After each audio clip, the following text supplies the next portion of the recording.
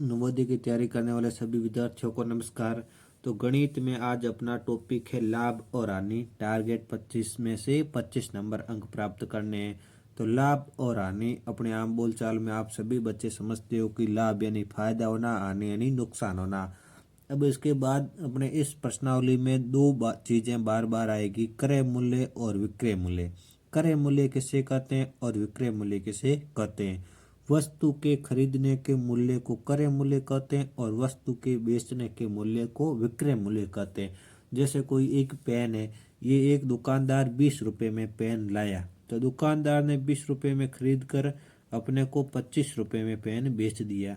तो दुकानदार ने ये खरीदा, इसको तो बोलते हैं क्रय मूल्य। और अब दुकानदार ने बेचा तो इसको बोलते हैं विक्रय मूल्य। खरीदे गए मूल्य को क्रय मूल्य और बेचे गए मूल्य को विक्रय मूल्य कहते हैं।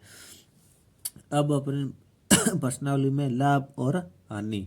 तो लाभ किसे कहते हैं, अगर क्रय मूल्य है ये 20 रुपये है, अगर इस 20 रुपये को खरीद कर 20 से ज्यादा रुपए में बेचा, जैसे 25 में बेच दिया, तो ये विक्रय मूल्य ज्यादा है तो अपने को होगा लाभ। और ये क्रय मूल्य ज्यादा है, जैसे 20 में खरीद कर 15 में बेचा, 20 में खरीद कर कितने में बेचा, 15 में बेचा, तो 5 रुपए का नुकसान हो गया यानी हानि हो गई। अगर क्रय मूल्य से विक्रय मूल्य ज्यादा है तो लाभ होगा, क्रय मूल्य से विक्रय मूल्य कम है तो हानि होगी। और खरीदे गए मूल्य को क्रय मूल्य और बेचे गए मूल्य को विक्रय मूल्य कहते हैं। अब अपन अगला प्रश्न पढ़ते हैं कि एक पेन को 10 रुपए में खरीद कर 12 रुपए में बेचने पर कितना लाभ हुआ। 1 रुपए को 10 रुपए में खरीद कर 12 रुपए में बेचा। अब इस पेन को 10 रुपए में खरीदा और 12 में बेचा, तो लाभ या हानि प्रतिशत ज्ञात करने के लिए सूत्र आता है कि विक्रय मूल्य में से ज्यादा में से कम घटाते हैं, क्रय मूल्य घटाते हैं, क्रय मूल्य घटाते हैं। तो 12 में से 10 गए, पीछे बचे 2, अपने को 2 रुपए का लाभ हो गया। फिर अगला प्रश्न है कि एक किताब 500 रुपए में खरीद कर 450 रुपए में बेच दी, बताओ कितनी हानि हुई। एक दुकानदार ने एक किताब को 500 रुपए में खरीदी और बेची 450 रुपए में, तो 500 में से 450 गए, पीछे बचे, विक्रय मूल्य कम है, रुपए में बेची, देखो बेचा गया, खरीदा गया मूल्य 500 और बेचा गया 450, यानी 50 रुपए कम है, तो 50 रुपए की क्या हो गई, 50 रुपए की हानि हो गई। फिर तीसरा प्रश्न है कि रमेश ने एक खिलौना 100 रुपए में खरीद कर 20% लाभ पर बेच दिया गया। देखो लाभ और हानि में ये प्रतिशत से संबंधित भी साथ में आता है कि 100 रुपए में खरीदा और 20% लाभ कमाया। क्रय मूल्य उसका क्या है और विक्रय मूल्य क्या है। देखो 100 रुपए में खरीदा और 20% लाभ कमाया, 20% का मतलब 20 रुपए कमाया लाभ। अब कुल उसने कितने में बेचा, 100 प्लस 20 बराबर 120 रुपए में बेचेगा, तो उसे 20% लाभ हो जाएगा। फिर अगला प्रश्न है कि एक घड़ी को 400 रुपए में खरीद कर 10% हानि पर बेच दिया, बताओ घड़ी कितने रुपए में बेची।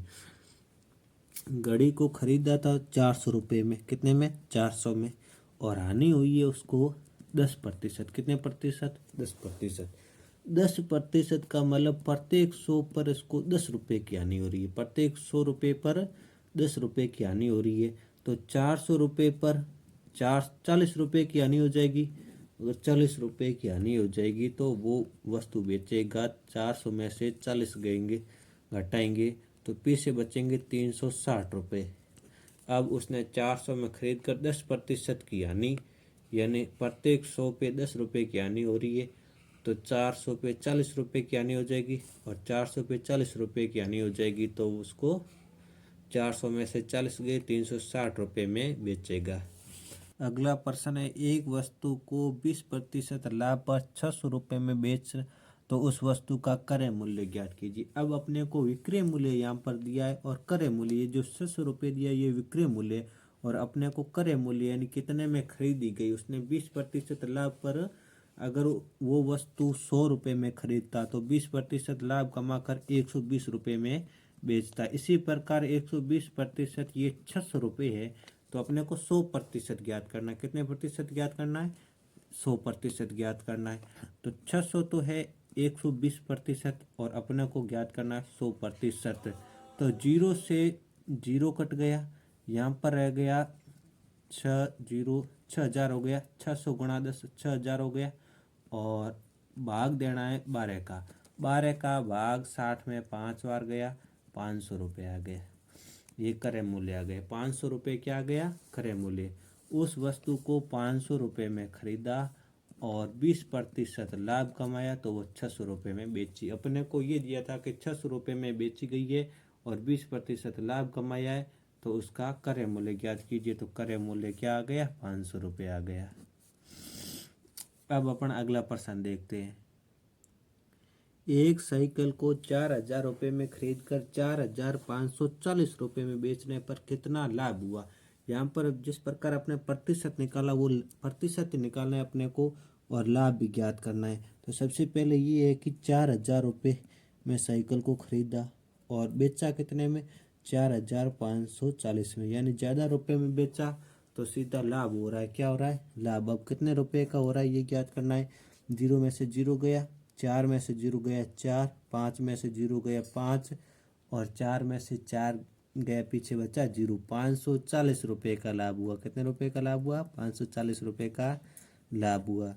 अगला प्रश्न है कि खुशबू ने एक घड़ी 200 रुपये में खरीद कर 10% लाभ पर बेची तो विक्रय मूल्य ज्ञात करना है।